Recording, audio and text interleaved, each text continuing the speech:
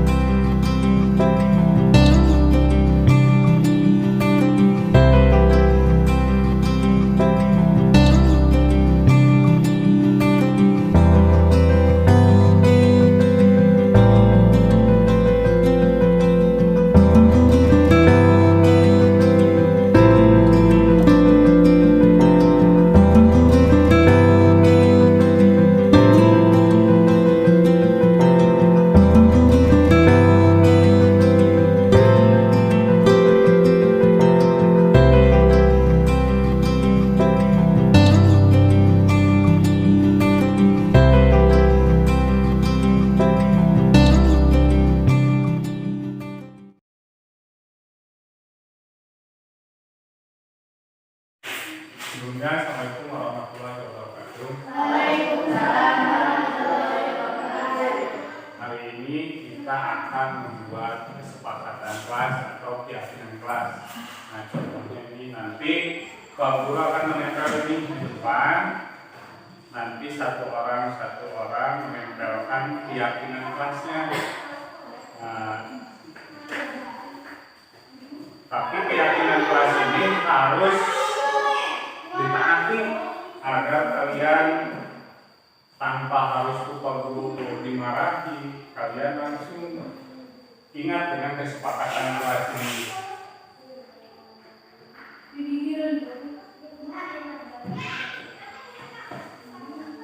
Nah, nanti setelah kalian menuliskan keyakinan kelasnya, kalian tempel.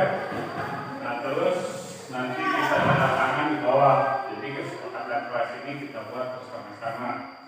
Ini kertasnya Pak Guru bagi satu-satu. Nanti double tipnya dibuka ya.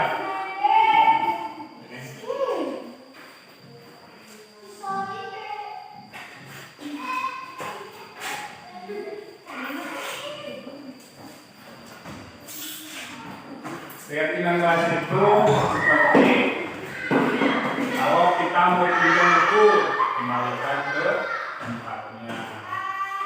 Terus kalau kita buang sampah sembarangan, jangan buang sampah sembarangan, gitu kan. Terus tentang menghormati, jangan bertengkar di dalam kelas. Mau silakan kalian tulis kesepakatan kalian. Terus nanti kita tempel di sini. Nah, kalian tulis apa yang akan kita sepakati. Sudah? Kalau sudah silakan kalian tempel di sini. Nanti Bapak Guru dibacakan. Kalau jangan satu-satu nanti ya.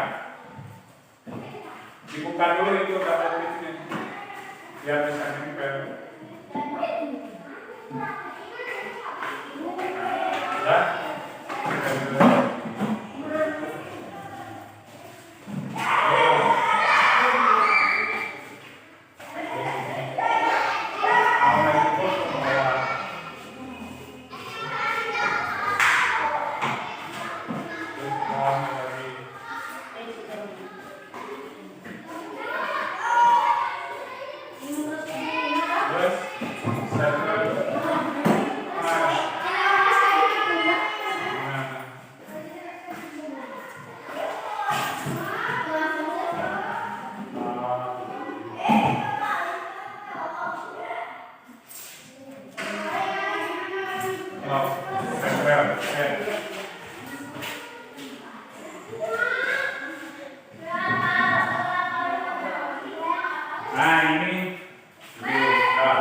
Nah ini keyakinan kelas yang sudah kita sepakati ya. Yang pertama kesehatan, yang kedua bertanggung jawab, yang ketiga saling menghormati, terus yang keempat kejujuran, komitmen, terus ditambah keamanan sama keselamatan. Nah kalau sudah terbentuk seperti ini, tapi ini harus ditagih ya, harus diingat. Kalau kamu melakukan kesalahan, harus ingat dengan keyakinan kelas ini. Nah sekarang mulai dari Suryadi, silakan tanda tangan di sini.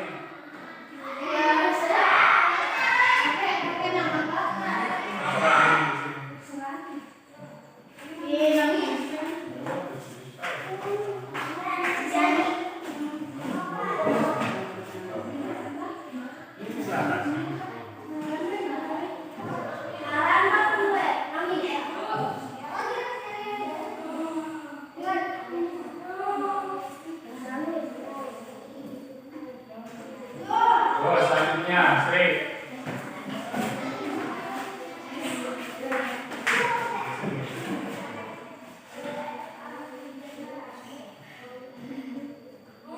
Terus, Asep, tanda tangan ya.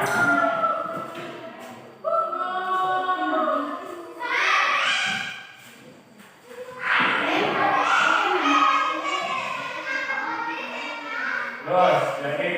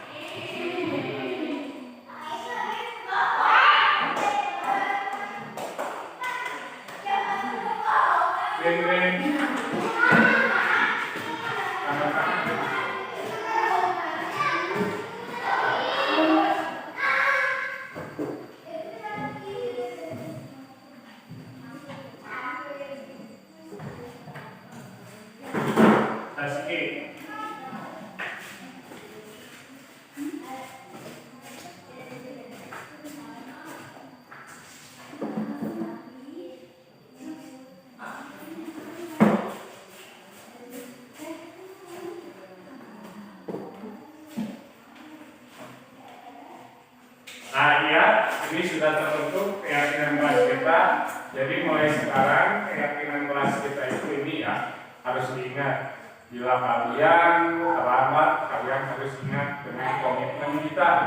Jangan terlambat. Terus kalau ada teman kalian yang bertengkar, ingat keyakinan kelas kita apa? Terus kalau ada yang hilang, terus teman kalian ada yang mencuri dalam kelas, berarti harus ingat dengan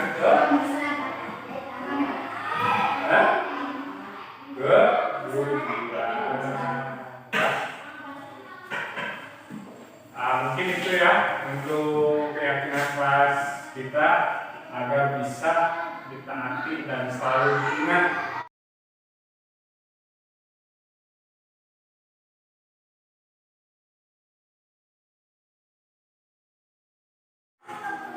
Sebelumnya, Assalamualaikum warahmatullahi wabarakatuh. Saya ucapkan terima kasih kepada Bapak Kepala Sekolah yang sudah mengizinkan saya untuk menyampaikan materi ini, dan kepada Bapak Ibu guru, saya ucapkan terima kasih juga yang telah hadir di tempat yang berbahagia ini. Semoga dengan kita belajar bersama tentang materi budaya positif, kedepannya kita bisa lebih menularkan budaya positif ini kepada putra putri kita di sekolah. Materi yang pertama yaitu tentang budaya positif dan nilai-nilai kebijakan universal. Mungkin Bapak Ibu guru sudah menerapkan tentang budaya positif ini. Kira-kira apa yang Bapak Ibu guru sudah terapkan kepada peserta ini tentang budaya positif? Banyak ya, seperti anak-anak memakai seragam, ke sekolahan terdapat banyak lagi. Terus nilai-nilai kebijakan universal, perkiraan apa aja yang sudah diterapkan di kelas?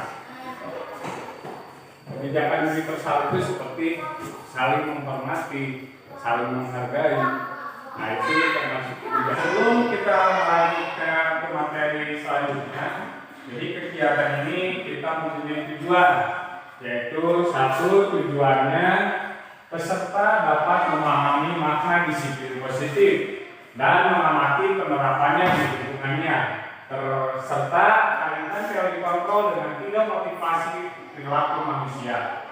Peserta dapat memilih dan menentukan nilai kebijakan yang akan diyakini dan disepakati seluruh warga sekolah, sehingga telah tercipta sebuah budaya positif. Nah, dari tujuan ini ada alur kegiatan pembelajaran untuk hari ini, yaitu tadi kita sudah mengawali dengan berdoa. Dalam hati kita niatkan dalam hati. Terus yang ketiga, kesepakatan kelas, peserta aktif dalam menyampaikan pendapat. Jika ada bertanya, angkat tangan, HP boleh getar kecuali keadaan penting. Yang keempat, mengisi tugas mandiri, dan yang terakhir adalah doa penutup. Nah, di sini ada sebuah yang harus kita coba. Anda anggap sebagai A dan teman Anda sebagai B. Nah, Anda dicoba untuk mengepalkan tangan sebelah kiri, dan teman di dalam, anggap saja di dalam kepala Anda itu, kepala tangan Anda itu memegang sesuatu yang sangat berharga. Nah, si teman B untuk membuka kepala tangan Anda, teman Anda boleh membujuk, merayu, atau menghardik, mengintimidasi. Nah, terus setelah kita bayangkan apa yang akan terjadi. Nah, ini terus ada pertanyaan, apakah Anda atau teman B membuka kepala tangan Anda? Mengapa? Apa alasannya? Terus yang kedua, apakah Anda atau teman B menutup kepala tangan Anda? Mengapa alasannya? Terus dan yang ketiga, dalam kegiatan ini sesungguhnya siapa yang memegang kendali atau kontrol membuka atau menutup kepala tangan? Nah, dari sebuah cerita tadi kita bisa menyimpulkan bahwa kontrol diri kita itu ada di diri kita sendiri, bukan dari paksaan orang lain ataupun dari intimidasi orang lain. Jadi posisi kontrol itu ada di diri kita. Selanjutnya ini ada miskonsepsi tentang makna kontrol. Yang pertama itu adalah ilusi guru mengontrol murid.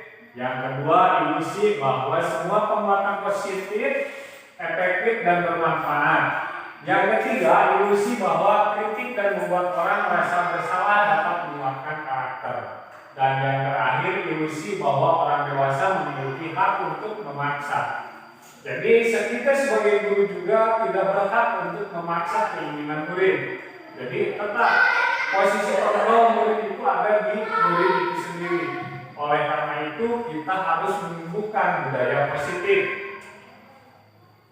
Nah, ini seperti yang dikemukakan oleh teori kontrol Stephen F. Covey. Bila kita ingin membuat kemajuan perlahan, sedikit-sedikit ubahlah sikap atau perilaku Anda. Namun bila kita ingin memperbaiki cara-cara utama kita, maka kita perlu mengubah kerangka acuan kita. Ubahlah bagaimana Anda melihat dunia, bagaimana Anda berpikir tentang manusia, bahwa paradigma Anda, skema pemahaman dan penjelasan aspek-aspek tertentu tentang realitas.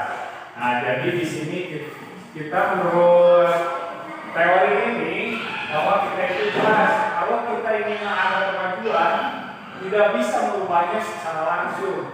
Kita harus perlahan atau sedikit demi sedikit. Di sini ada paradigma dari stimulus respon ke teori kontrol.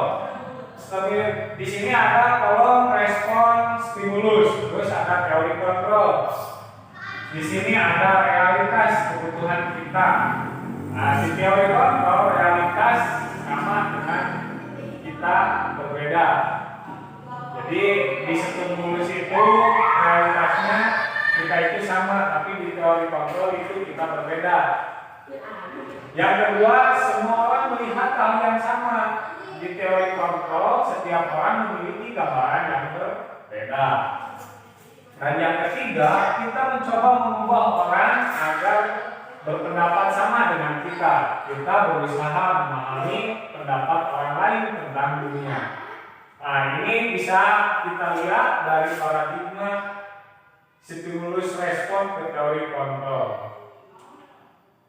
Nah, selanjutnya budaya positif adalah perwujudan dari nilai-nilai atau keyakinan universal yang diterapkan di sekolah. Jadi kita harus bisa menerapkan budaya positif di sekolah agar bisa terwujudnya keyakinan-keyakinan universal. Nah, di sini ada 6 budaya positif yang meliputi yang pertama perubahan paradigma stimulus respon, yang kedua konsep disiplin positif, dan yang ketiga keyakinan kelas, dan yang keempat pemenuhan 5 kebutuhan dasar manusia, yang kelima 5 posisi kontrol, dan yang terakhir yaitu segitiga restitusi. Nah, selanjutnya tentang disiplin. Apakah itu disiplin? Mungkin Bapak Ibu guru sudah tidak asing dengan kata disiplin. Apa yang terlintas di pikiran Anda? Kata disiplin juga sering dihubungkan dengan hukuman. Memang selama ini kita menganggap disiplin itu adalah sebuah hukuman. Bila anak bisa disiplin berarti erat dengan hukuman. Nah, di sini ada nilai-nilai kebajikan dari Daniel Grayson tahun 1998 mengemukakan bahwa dengan menaikkan nilai-nilai kebajikan yang kita yakini, seseorang akan motivasi intrinsiknya akan terbangun. Salah satunya adalah nilai-nilai kebajikan yang ingin dicapai oleh setiap anak Indonesia yang kita kenal dengan profil pelajar Pancasila. Jadi disiplin positif itu bisa kita wujudkan dengan nilai-nilai kebajikan ini. Menurut Grayson itu yang dikemukakannya. Jadi kita sebagai guru harus membuat kesepakatan kelas dengan anak dengan mengembangkan nilai-nilai kebajikan ini di kesepakatan kelas tersebut. Nah, sehingga si anak itu akan tumbuh motivasi intrinsiknya.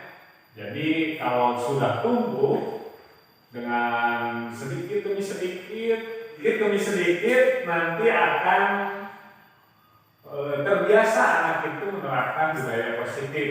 Nah, nilai-nilai kebajikan ini merupakan payung besar dari sikap dan perilaku kita, atau nilai-nilai ini merupakan fondasi kita berperilaku. Yang kedua, nilai-nilai kebajikan adalah sifat-sifat positif manusia yang merupakan tujuan mulia yang ingin dicapai setiap individu.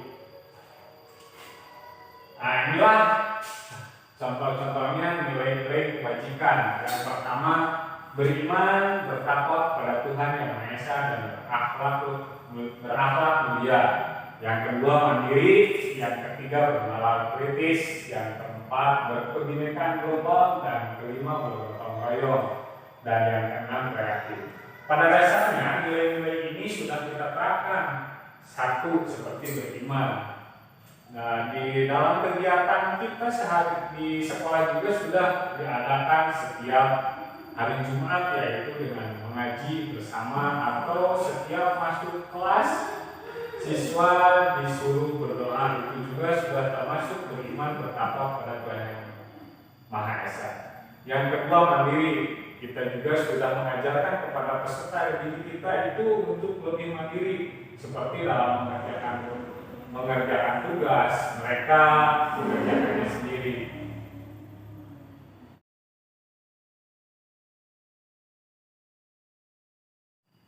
Nah, untuk refleksi diri, Bapak Ibu, saya sudah mengirimkan ke WhatsApp untuk mengisi Padlet. Jadi nanti setelah ini juga boleh mengisi Padletnya.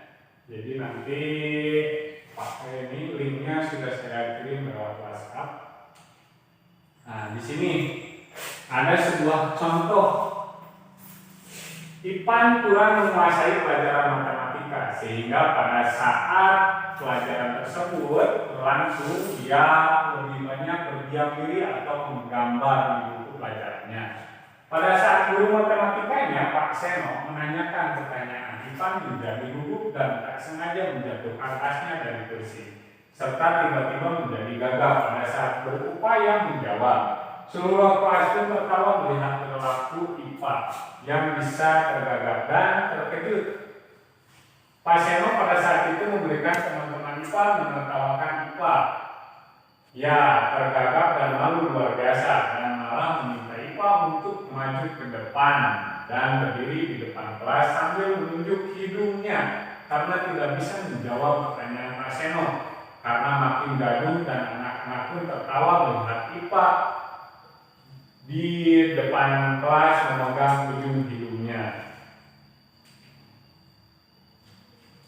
Nah, ini adalah contoh, perkiraan contoh apa ini? Hukuman, konsekuensi, atau restitusi. Ya, ini termasuk hukuman karena Pak Seno ada menunjuk-nunjuk, terus Pak Seno juga menyuruh IPA maju ke depan kelas, sehingga IPA itu menjadi tertekan di depan kelas dan dia pun malu meskipun dia melakukan kesalahan, yaitu tadi si IPA itu malah menggambar, sehingga waktu ditanya oleh Pak Seno dia tergagap. Nah, ini penjelasan dari restitusi. Restitusi adalah proses menciptakan kondisi bagi murid untuk memperbaiki kesalahan mereka sehingga mereka bisa kembali pada kelompok mereka dengan karakter yang lebih kuat. Nah, pada dasarnya di sini sudah jelas.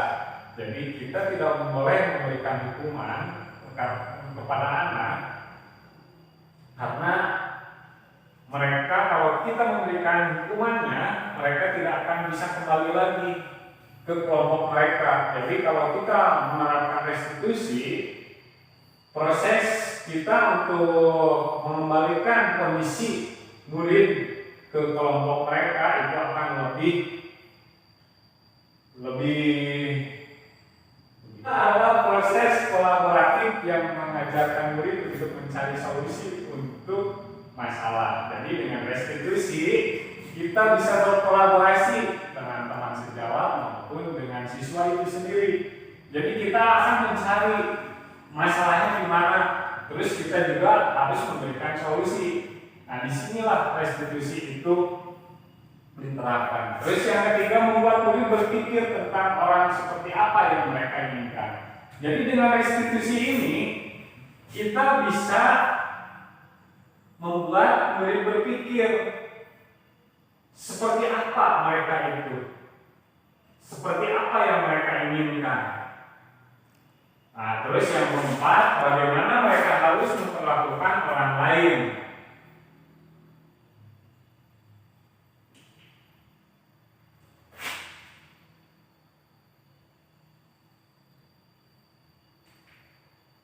Nah, terus di sini hukuman.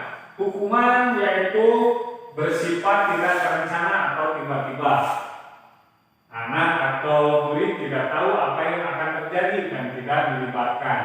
Jadi dalam pembuatan aturan hukuman itu tidak dilibatkan siswa itu. Terus yang ketiga, hukuman bersifat satu arah.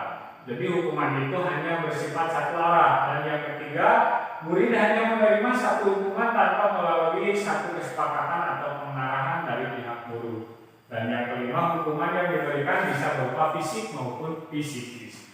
Jadi di hukuman ini tidak selalu bersifat fisik, dan psikis pun dari kata-kata atau tunjukkan atau dari tingkah laku kita seperti ngotot itu juga termasuk hukuman yang mengakibatkan mental murid itu terganggu.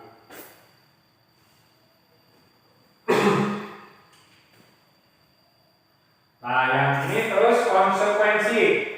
Kalau konsekuensi itu sudah terencana atau sudah disepakati sebelumnya, jadi sudah ada dibukukan kalau konsekuensi itu.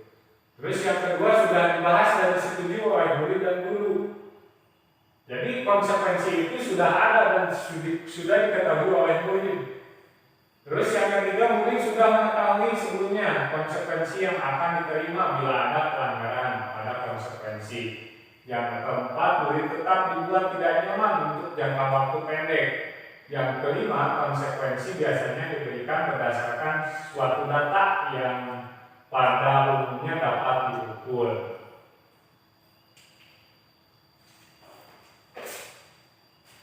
Nah, di sini saya punya 6 pertanyaan. Perkiraan ini termasuk konsekuensi hukuman atau restitusi. Yang pertama, mencatat 100 kali di dalam buku kalimat, saya tidak akan terlambat lagi karena terlambat ke sekolah. Nah, ini termasuk konsekuensi atau hukuman? Nah, ya, itu termasuk hukuman karena membutuhkan fisik. Sampaikan 100 kali dalam buku membuat kalimat. Terus yang kedua, lari mengelilingi lapangan basket 2 kali karena terlambat hadir di sekolah. Ini juga termasuk hukuman karena tidak sesuai dengan hadir ke sekolah, tapi harus mengelilingi lapangan basket. Jadi ini juga termasuk hukuman. Terus yang ketiga, murid diminta untuk push up 15 kali karena tidak menggunakan masker ke sekolah. Nah, ini juga hukuman karena tidak ada hubungannya menggunakan masker dengan push up. Terus yang keempat, mengganti kertas tugas teman yang telah dicoret-coret. Nah, kalau ini itu adalah konsekuensi mengganti karena sudah dicoret-coret.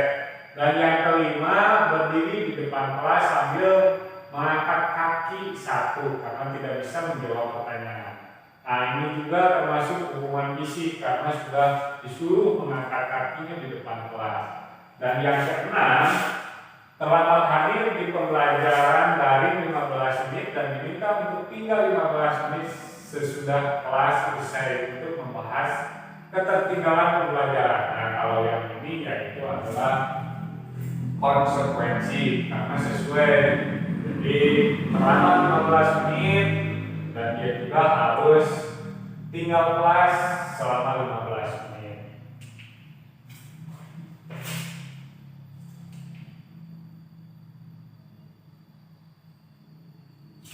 Nah, terus ini ada istilah dihukum oleh penghargaan. Saat kita berulang kali menjanjikan hadiah kepada anak-anak agar berperilaku bertanggung jawab atau kepada seorang murid agar mempelajari sesuatu yang baru atau kepada seseorang karyawan agar melakukan pekerjaan yang berkualitas, kita sedang berasumsi mereka tidak dapat melakukannya atau mereka tidak akan memilih untuk melakukannya. Nah, di sini ini adalah termasuk hukuman oleh penghargaan. Jadi seharusnya ini juga dihilangkan agar motivasi intrinsiknya itu keluar. Kalau seperti ini dijanjikan sebuah penghargaan, itu adalah motivasi ekstrinsik, motivasi perilaku manusia. Motivasi itu akan timbul kalau dari ekstrinsik itu satu untuk menghindari ketidaknyamanan atau hukuman. Biasanya siswa itu akan termotivasi kalau ada hukuman atau ketidaknyamanan, seperti kita menyuruh anak memakai seragam. Nah, anak itu tidak memakai seragam, tapi kita sudah ada aturannya. Nah, anak itu dihukum. Nah, ini termasuk motivasi intrinsik, motivasi ekstrinsik. Untuk mendapatkan imbalan atau penghargaan dari orang lain, seperti anak itu mau belajar dan menjadi pintar atau mendapatkan ranking di kelas. Nanti kalau seperti orang tuanya bilang, nanti kalau kamu ranking, kamu akan dikasih hadiah. Nah, ini termasuk juga motivasi ekstrinsik. Jadi dia akan berusaha belajar, tetapi dia mengharapkan imbalan.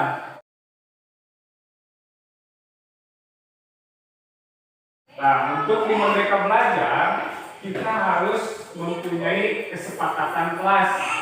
Kesepakatan kelas itu kita buat antara guru dan siswa. Jadi pada dasarnya sekarang itu aturan sekolah jadi dinomorduakan. Jadi yang ini yang kita pakai.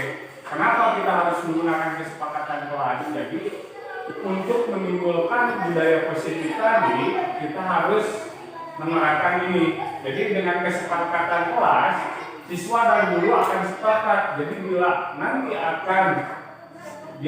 siswa itu melanggar, nanti ada konsekuensinya yang harus mereka jalankan. Nah, di sini ada contoh. Nah, ini contoh keyakinan kelas. Untuk kelas 1, setiap anggota kelas perlu belajar. Setiap anggota kelas perlu senang. Setiap anggota kelas perlu melakukan tugas. Terus untuk kelas 5, ini selalu bersikap positif, senantiasa menjadi diri terbaik. Jadi intinya keyakinan kelas itu sebuah keyakinan yang dibuat bersama antara guru dan siswa.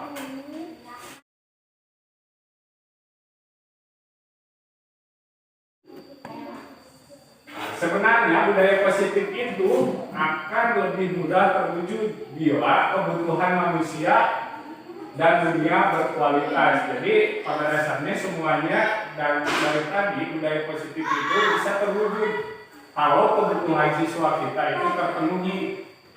Ada 5 kebutuhan manusia.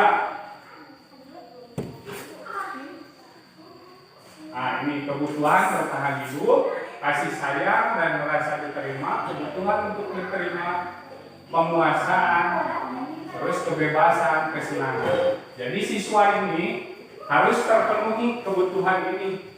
Seperti sekarang siswa di kelas, dia kurang aktif. Nah, kita harus menanyakan kenapa, penyebabnya apa. Mungkin di sekolah di rumahnya itu kurang kasih sayang, atau dia itu datang ke rumah tidak bermain, harus membantu orang tuanya, akhirnya dia tertekan. Nah, itu jadi efeknya ke sekolah.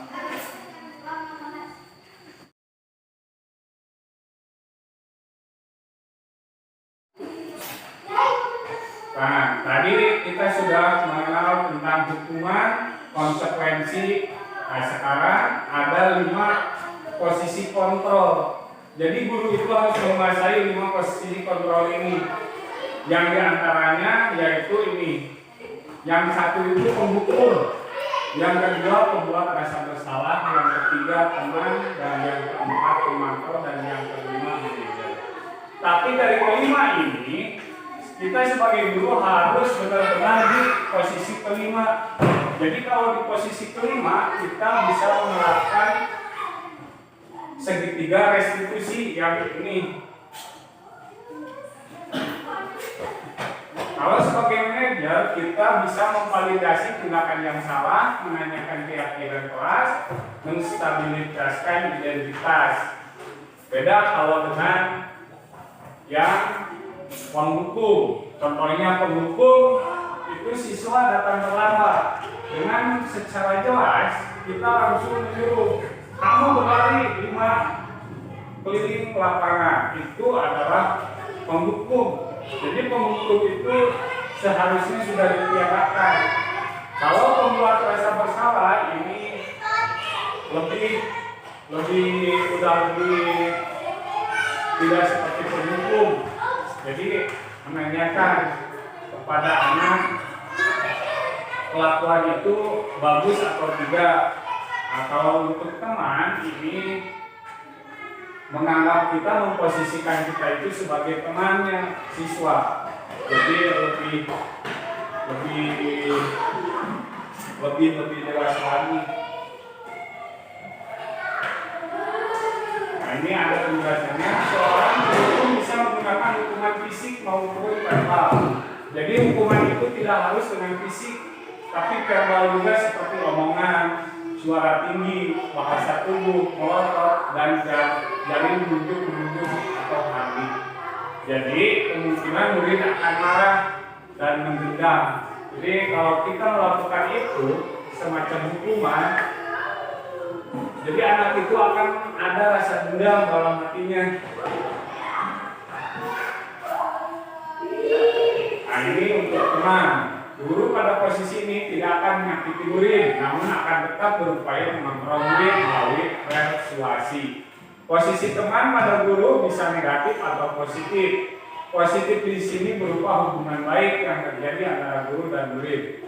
Guru di posisi teman menggunakan hubungan baik dengan humor untuk mempengaruhi seseorang. Terus teman, ada suara dia akrab dan bercanda. Jadi kalau kita sebagai teman menegur pun seperti teman, gitu. Jadi lebih bercanda, lebih akrab.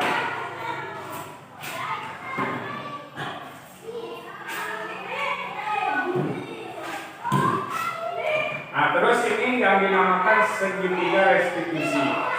Nah, segitiga restitusi itu ada 3. Yang pertama kita validasi tindakan yang salah. Jadi kita harus memvalidasi dulu tindakan yang salah. Jadi kalau anak melakukan kesalahan, kita harus memvalidasi dengan pertanyaan ini. Kamu tentu punya alasan mengapa melakukan itu. Nah, jadi kalau anak terlambat, kita menanyakannya ini, kenapa alasannya kamu terlambat? Terus kalau yang kedua, adakah cara yang lebih efektif untuk mendapatkan apa yang kamu butuhkan? Jadi kenapa? Terus harus tanyakan juga kebutuhannya. Terus menanyakan keyakinan. Menanyakan keyakinan itu berhubungan dengan tadi yang ini keyakinan kelas. Kalau kita sudah membuat kesepakatan, kita tinggal menanyakan keyakinan kelas apa yang telah kita sepakati. Terus yang kedua, kamu ini menjadi orang seperti apa? Jadi harus ditanyakan juga. Terus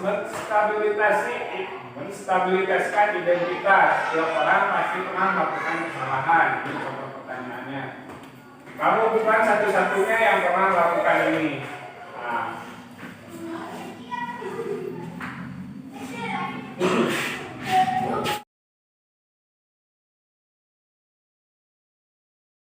Mungkin itu yang bisa saya sampaikan. Semoga bisa bermanfaat. Tapi sebelum saya tutup, apakah ada pertanyaan?